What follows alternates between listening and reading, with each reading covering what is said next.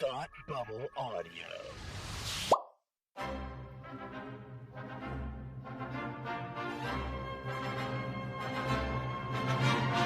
Look, up in the sky! You will never find the more wretched hive of scum and villainy. Welcome to Beer with Geeks with Tim and Frank.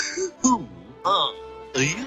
I'm Batman. I am Iron Man. Your friendly neighborhood Spider-Man. Hi, Christopher. I'm Nero. My name is Inigo Montoya. You're a wizard, Harry. A couple of guys with a couple of beers and a whole lot of pop culture nostalgia. Make it so, number one. Ladies and gentlemen, the Beatles. Named the dog Indiana. Life finds a way. I am serious.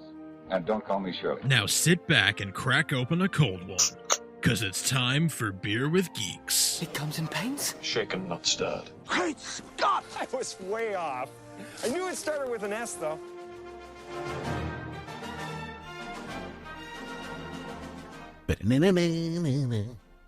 Here comes Frank and Tim. We're going to talk about X-Men 97. Hey, how are you? It's Beer with Geeks, two geeks. You got with beer. I'm Tim, and with me, as always, is my man who I don't know if he would be able to choose a mutant power because he hates making decisions. It's Frank. How are you today? How am I today? Oh my God, there's so many ways I can answer that. I don't know. I can't decide. I can't choose. Would you be able, if I said, what is your mutant power? Like, if you get to choose one, which is not the way of the X-Men. No, I mean, the first thing that pops, like the very first thing pops into my mind is the same, like, question is like, what superpower would you want? Which is, I kind of want to fly. Yeah, absolutely. Okay, so here's a real question, though. Do you want to fly, but you wouldn't be able to move at super speed? Oh, yes, I've heard this one. I mean, no, obviously I want both, but you would only be able to go like 30 miles an hour. Yeah, like that would be kind of, I mean, hey, look, but still, like going 30 miles an hour up in the air, like, and getting to see, beautiful stuff and whatever from the air, like, yeah, that seems cool to me. Beautiful. Even if I can't fly super fast. Yeah, absolutely. But that's lame as far as a mutant power goes. Like, if it's a mutant power, like, come on, it can do. Why are there rules? There are no rules, Frank. Right. Nor should there be. No. Anyway, Frank, we're here on Beer with Geeks to talk about what we're drinking before we talk about what we're doing. So, what are you drinking? I'm drinking a yellow llama lager from Tuckerman Brewing here out of New Hampshire. I think I had one, a month or so back, but yeah, I'm enjoying the last one of these. It's a really nice, crisp, but like flavorful lager. It's got a nice blend of like malt and hops that they give it a nice finish, a nice satisfying finish. Nice. I like a satisfying finish, much like X-Men 97. I am drinking an Oberon Eclipse from the Bell's Brewing Company in Comstock, Michigan. It is a citrus wheat beer. It is excellent. Nice. When the sun sets early, you've got to make your own sunshine. Oberon Eclipse brings together warm notes of bright orange and cozy coriander to make the perfect post-summer citrus wheat ale. Shine on. Well, this beer is good until March of next year, so I'm drinking it in a weird season, but it's delicious. It doesn't taste like a post-summer beer. You know how like they have it doesn't taste like a fall beer. Yeah. Well, a citrus, I feel like, any kind of wheat beer, like citrus wheat beer, you can drink those pretty much year round. I feel, I think they're never really not appropriate to drink. Yeah. They never go out of style. Like Sprite. Yeah. It's like they're light enough to drink in the summer, but they're not so light that you don't want to have one in the winter. It's true. Although I do find that it's because they're a little bit on the heavier side because of the wheat, that if it's really humid or muggy or something, don't even get me close to a citrus beer. It won't. I'll agree with you there. Yeah. A wheat beer on a real hot day. Yeah, I'd rather drink something a lot even lighter. Okay. But I hear you. Very good. Yeah. That sounds amazing. By the way, I've seen stuff from Bell's before, but I don't recall seeing that one, and I'm going to look for that. It sounds lovely. It is very good. It's light on the coriander. Mm-hmm. So it's definitely it feels a little lighter than a Blue Moon with like more of a. It's gonna sound terrible, but it sounds like it's got more of a beer flavor than Blue Moon. You know how Blue Moon is like, here's orange. Yes. This like tastes like beer that is kind of has some orange in it. Has a great. It's a better blend. Gotcha. A more balanced sort of blend of those flavors. Yeah, it's very good. I do recommend. I like it a lot. It's malt forward.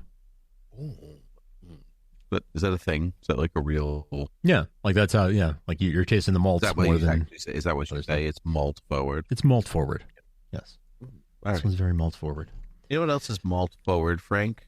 X-Men 97. So that doesn't make sense. Can't apply to everything, I guess. Yeah, no, it's fermenting. Been fermenting since 1997, and finally, it only got better with age. Truthfully, kind of did, actually. Yeah, kind of. Kind of. So, did you watch the original Fox X-Men series growing up? I was not a week-to-week viewer like you were, but I did watch it. But it was sort of the thing. The Fox, Saturday morning block was sort of what I put on when like ABC was at commercials. Yes, I was a like Disney cartoons on Saturday mornings kid generally, and like they had the block I remember was one Saturday morning.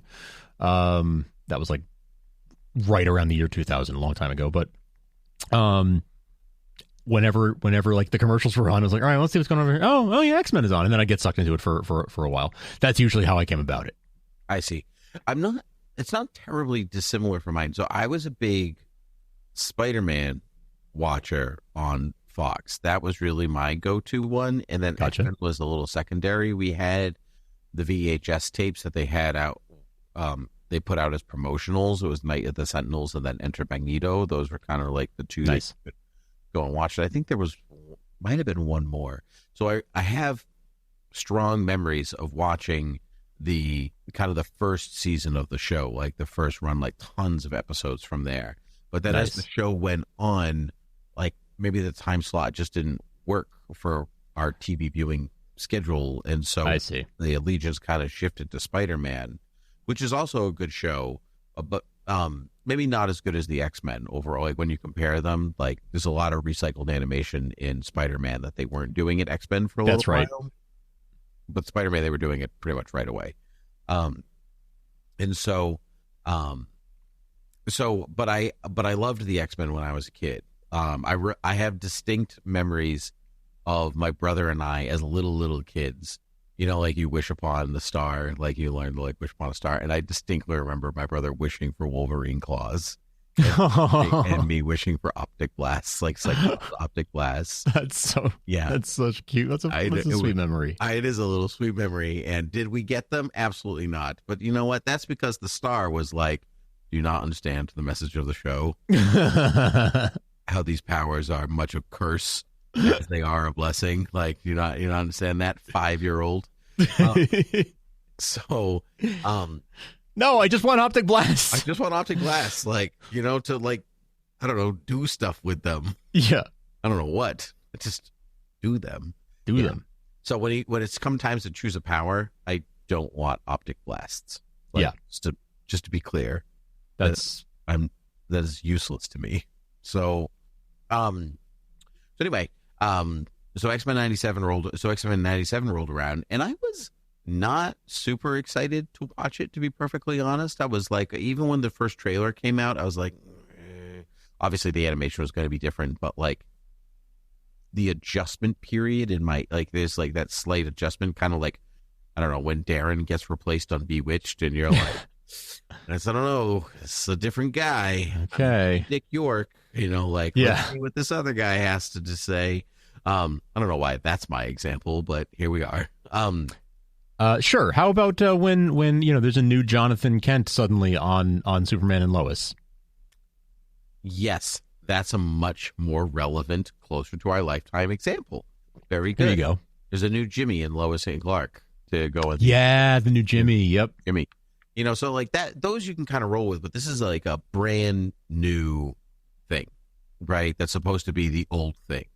And I found early on that you could tell in the first couple episodes that they were also like refinding themselves. A lot of the cast, like who did return, had to audition, which I thought was very interesting. Oh, that is interesting. They had to re-audition for the part that they originally had because the showrunners and the producers were like, you just might not sound like you did 30 years ago. With no shame, it's 30 years from now. Right. But so you might just not have the right timbre in your voice anymore to play the same character again. And most of them came back, which is the guy who played Cyclops, unfortunately, had passed away about a year ago. Oh, wow. So recently. Pretty recent, but and some were just a little too old to come back, but most returned, and I think they did a great job. But I think like it got better as the show went on. Like they found the pacing they were supposed to find within their voice and everything. I think that's right. Yeah, I think that's right. I think that's true for the storytelling too. I think that it like settled into a groove and sort of found its footing over the course of the season. Yep. Yeah, those first 3 episodes are like, remember X-Men? Yeah. Remember what they're about? Because you figure this is also an introduction to these characters for many people, like for a younger generation who is maybe not going to watch a cartoon 30 years ago. Right. But someone might be like, oh, X-Men. Like, I vaguely know. Yeah. Try that, So, I assume you didn't go back and watch any of the original show. I did not. not. Where is it streaming now? Disney Plus. You can watch Disney Plus. Yeah.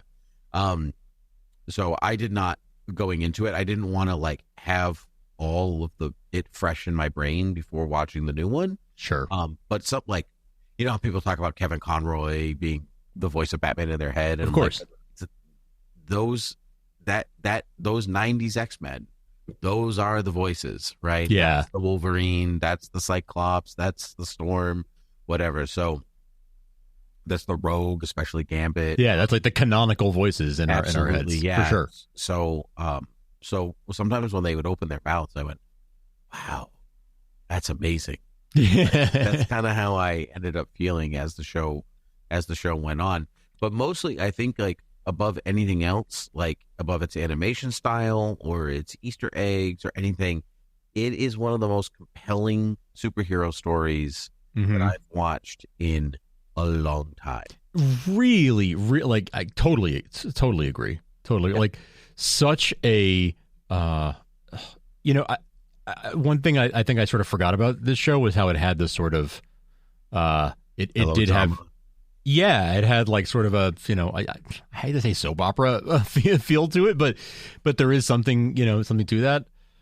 Well, Chris Claremont, the man who wrote X-Men for decades, yes, from the 70s to the 90s, basically, he was the one that really added that soap opera element into, like, in a really big way, right? And what makes the X-Men so versatile in a way that, like, say, like Batman is versatile is that, like, you can do like Batman with gangsters or you can do Batman in space, and you're like, sure, that's Batman. Yeah, it doesn't really matter. And the X-Men are very similar to that because they fought for decades. They kind of followed the styles, kind of like James Bond almost, of like what was popular, and then they kind of like stories kind of went in that route, and they did their own thing. Chris Claremont was like, yeah, they're heroes and they're mutants or whatever, but they're also just people, and people have problems with each other. They fight, they fall in love, they fall out of love, like whatever. So we talk about kind of the mantra of the show is like best superhero stories are when they're just sitting around in their costumes talking. And that was a lot of this show. And I think it's true. So like it's for the mature audience, but not in a way that I would be afraid to show a child. Yeah, I agree. I was thinking about that. Obviously, I look at everything through that lens now, and I was thinking like, I'm not sure. I'm not sure I would watch this with a little kid, but no, but scary images, blood, things like that. Yeah. I was a little surprised by that. That there was as much as there was, but yeah, like I was like, okay, well, that would push this out a few years, for sure. But yeah, I know it is not made for adults only. I think they did a nice job of like, it is made for adults. It's made for people who remember it from 1997, but it still keeps that feel and that, at least how I remember it, right? Like it feels like I remember. That's a really tricky balance because they're like not playing off of like people like I know every episode inside out, and like it's not that kind of core fandom for the show. It's like that show was really good. I remember it being really good in my head this many years ago. That's really hard to recapture because what's in our head is different than how it actually was on screen. And that's right. So to decide like what was working and what wasn't working, and I think as like an X-Men fan, it's like made for like it's got an introduction to the characters in its own way, but like there's a lot of good payoff moments that you've just kind of you didn't even know you were kind of waiting for. So a slight spoiler, which we've been very good about not spoiling so far. True. But, you know, like a spoiler for far into the episodes where Magneto turns to Charles Xavier, and you know, like I've been waiting a long time to say this to you. Shut up.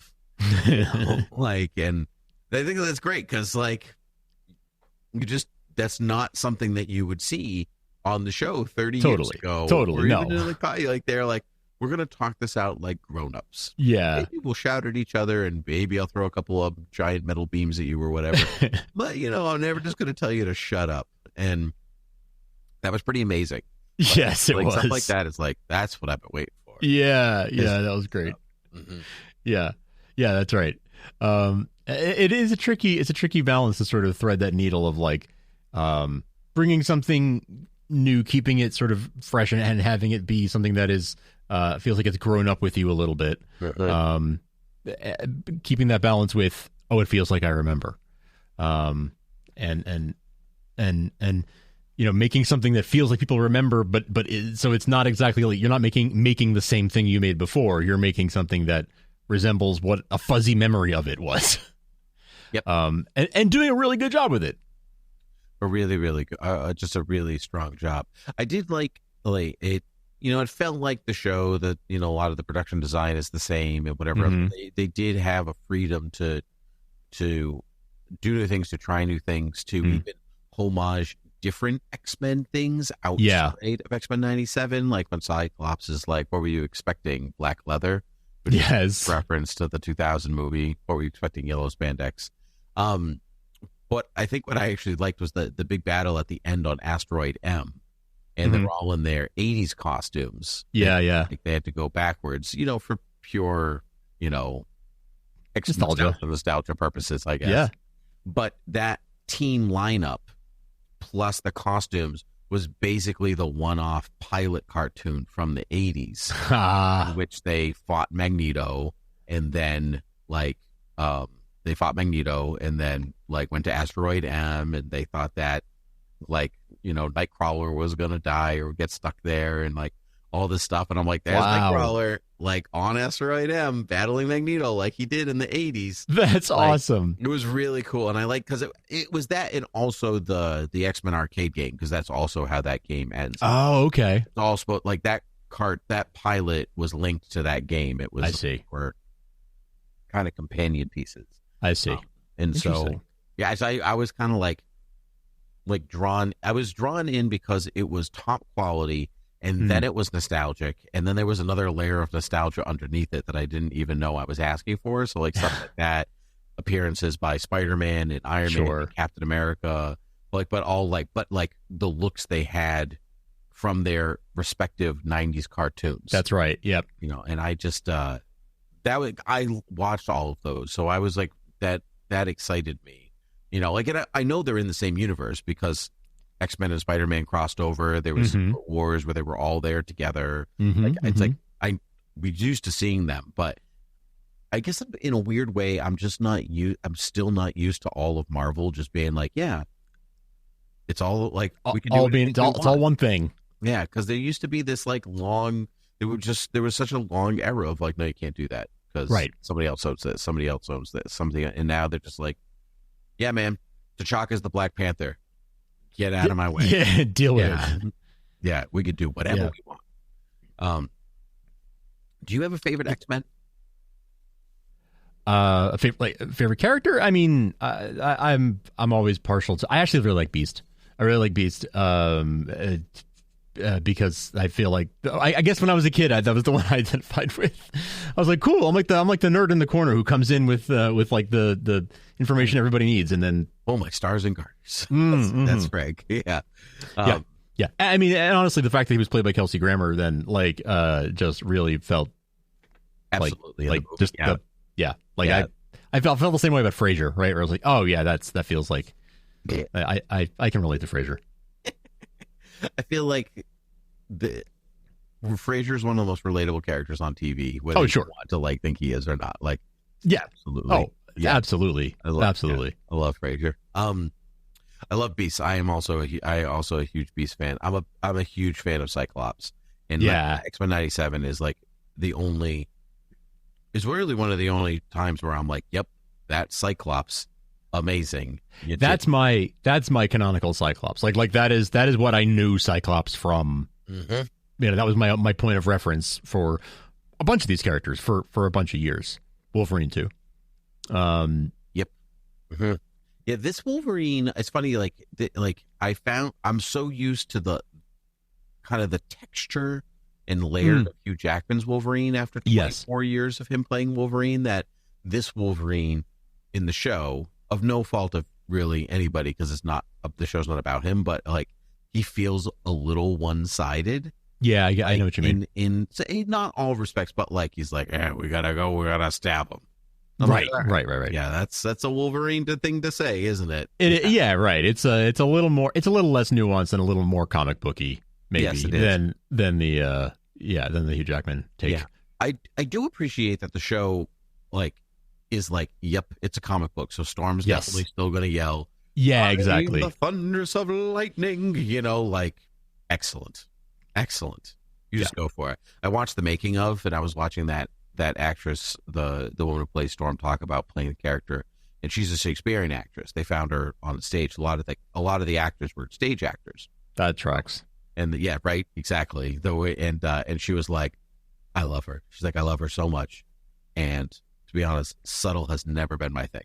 I play it big, and so I just love that I can come in and do that, and it works, because it might not always. But yeah, I love that. Mm-hmm. Love to hear that. Yep. She just seemed so like they were all having so much fun, and like that's just what I like. That we had fun 30 years ago, and we're having fun again. Good for them. That's really good for them. Yeah. That's what you love to see. Any particular moments from the show that you were like? I was just going to ask you, like, were there any arcs that you liked out of the series, out of the season? Like, were there any particular that stood out? Well, particularly, I think a big shocker for everybody was the death of, spoiler, Gambit. The destruction of Geonosis. That's pretty. I mean, I remember reading that in comics, because that was about the time that I started picking up comics. I was reading Grant Morrison's X-Men when I was a kid. It was really I was getting shipped to my house still. Oh, wow, yeah. And I didn't understand like how artists could be late. It was supposed to arrive every month. All of a sudden it wasn't. It was just like, Frank quietly. I thought something was wrong. They'd lost my subscription. I'm like, no, it's just Frank quietly, not just Frank. Like being slow. Not the last time he would do that to you. Yeah. No, sure wasn't. No, sure wasn't. But that's all right. We love him anyway. So I just I really loved seeing that on screen, and I'm a huge like the set. Like if you make like a top like X-Men villains arc, like this first season basically had them all: Magneto, Mr. Sinister, the Sentinels. Like these are some of my favorites, and so loved that it was a lot of Sentinels. Sentinels. Was good for me too. Was good for me too. I liked the stuff that was on a big scale. I liked the stuff that was on a smaller scale too. Like, I liked the clone Jean Grey arc and I like the Madeline Pryor stuff. I thought it was handled well, especially for a kid's show. Yeah, because like the focus is like Jean not being Jean, and she's never really like, you cheated on me, right? No, with this other woman. And like it's like almost like maturely like you were duped, and like we're like it's going to be weird, but I don't like blame you for any of this stuff, right? was like I appreciated the melodrama, but mostly like the mostly mature way of handling like Totally like that. Totally. Yeah. You know what came to my mind was I wish that this was how Clark had reacted on Smallville in season 7 when Lana had been with Bizarro for a few weeks or months or whatever while Clark was frozen in the Fortress of Solitude. I forgot about and he comes back and he's like, "You couldn't tell it wasn't me," and he kind of is all hurt about it. And I'm like, I was kind of hoping for that reaction of like, "Hey, you were duped. Like, hey, you couldn't have known." Mm-hmm. What would be like at that point? It's interesting that like that wasn't even that long. Well, it was a pretty long time ago now. Like say, 10 years ago that season aired. Yeah, probably more, something like that. But it's amazing, like that. 15. Like at the time, CW was like, "That's what you do because it's the CW. You don't make right." Yeah. Right? It's so true. I don't care if you're in your mid-20s. You're gonna act like a 14-year-old. Yeah, right. This is it for you. And so I do like this is it for you. This is it for you. There's for the rest of your life. Right. There's no emotional maturity on the CW. That's above the door, everybody. Instead of verisimilitude or anything, really. Yeah. This is it for you. Things. Nope. Just there's no emotional maturity. Don't make me tap the sign. At the CW. And so, but I'm glad that like a lot of shows have been able to like move past that, where people have been like, no, I would like to see how people actually react instead of like a 1 second away from Jerry Springer, where they're like, I'll gladly throw myself into a giant fireball or whatever and save the world, but also like, she couldn't tell it was me. Right. Yeah. Get over yourself. Like, yeah. Get over yourself. Come on. Buck up. Yeah. Unfortunately, it's been a couple weeks since I watched it, so it's not as fresh in my brain. But what it did make me want to do, like I finished it and I went, wow, that was amazing X-Men content. I would love to watch more amazing X-Men content. And I think that's like, not necessarily just more X-Men 97, just like other X-Men content. So like in a lot of ways, like watching X-Men 97 made me more excited to watch Deadpool and Wolverine. Ah, yes. So I had this like, it like put me in that zone when I was like, that is synergy at its finest. There you go. Yes. Nicely executed there on their part. Yeah. Like really, really good. So my daughter watched a little bit of it. I was watching it on my iPad, and she went into the room as I was folding laundry, and she was like, "What you watching?" I said, "I'm watching X-Men." So she watched like a little bit, and she was like, "Who's that? Who's that? Who's that? Who's that?" And then like, but which I thought was fascinating that she was like, it was just people talk. It was a lot of the Shi'ar stuff, like that she had seen. Okay, yeah. And so, and she was like, oh, like, and so, we watched a little bit of the first episode from Fox, the very, very pilot episode, and she just was like, Jubilee is the coolest. Oh, nice. And she was just like, and so we have a little X-Men 97 Golden Book, and so like it goes through the characters and who they are, what they do, and Jubilee's blowing bubble gum. And so she looked at it, she's like, what's that? So that's gum. You can like make a bubble out of it. She's like, can I do that? She's like, can you do that? No, I definitely can't do that. But we were watching the parts of the show, and she was like, where's her gum? Nice. Where's that gum? Where's the gum?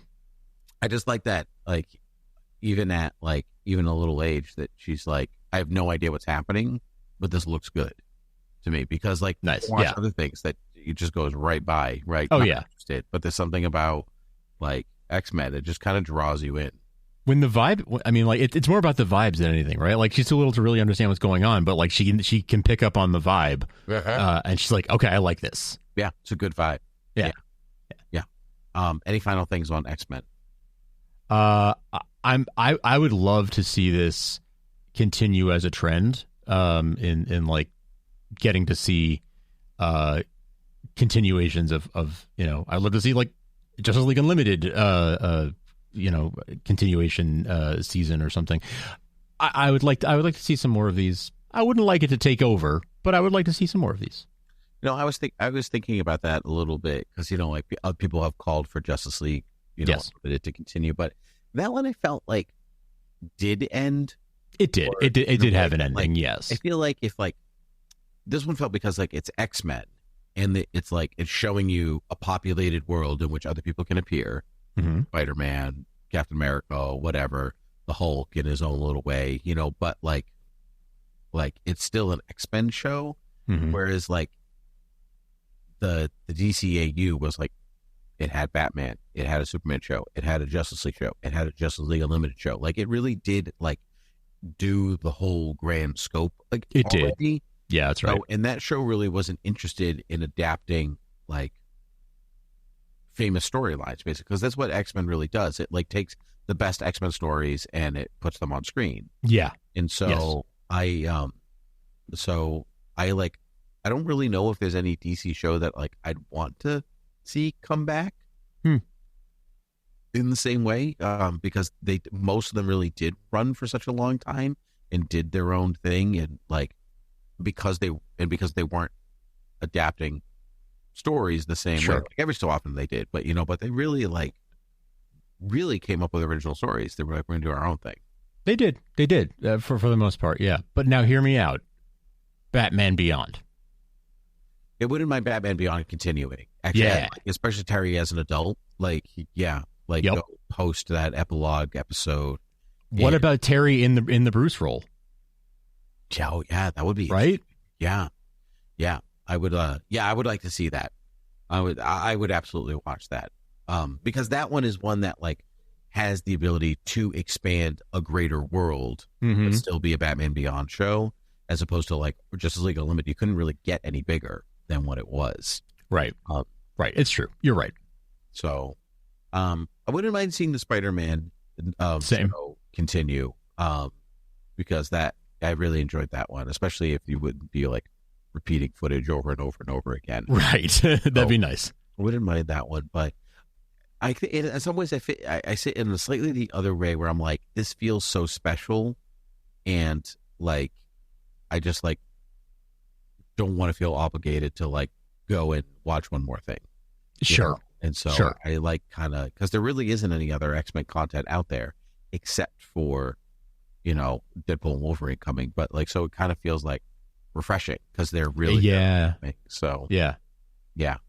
It's taken. There's been a beat since the last sort of X-Men explosion. So it's nice to, it's nice for something to take a break so you can miss it.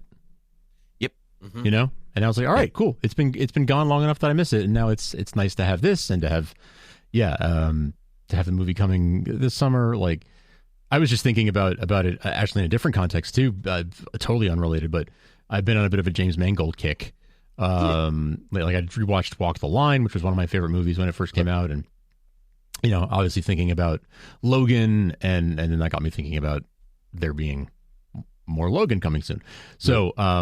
Yeah, I'm super pumped for that movie. That's great. Yeah. Where can the people find us? Well, when we're not talking about comic books, you can, that's a joke. We're always talking about comic books. You can find us at beerwithgeeks.com. You can find us, you can contact us at beerwithgeeks@gmail.com, rate and review us anywhere you get your podcasts, Apple Podcasts, Spotify, or wherever else. And check us out at patreon.com/thoughtbubbleaudio and help us to keep the show going. Excellent. Well, Frank, it was a pleasure to talk to you, especially about X-Men, which is something we don't talk nearly enough about, but I'm excited that we're going to get to twice. Yes. Which is cool. And so anyway, until next time, cheers.